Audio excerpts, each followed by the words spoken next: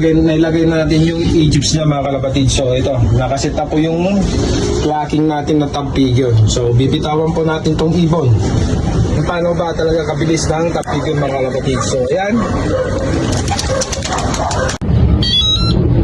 So ayan mga kalapatid. So pumasok na si number 93. O, pasok na doon. So pasok.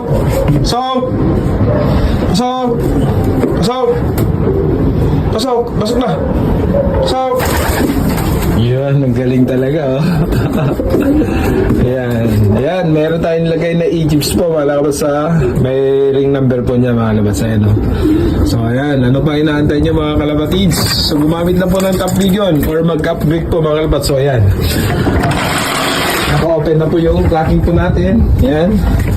So, ganito po yung pag-derby na dito sa Taiwan mga kalapatids. So, yan, pag nag-ano na po sa antena po niya, nag-clack na po doon. So, itatap po natin ulit po to yung Egypts po mga kalapatids. Ayan, oh. So, ayan, tatap lang po natin. Yan. Tapos, yan po, mga kalapatids.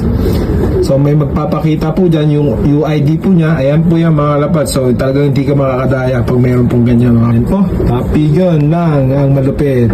Pindot lang po yung www.tapigan.com mga kalapatids.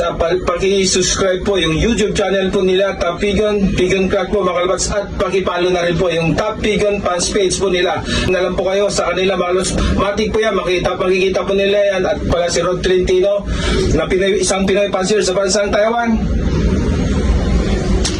Tapigan lang ang the best.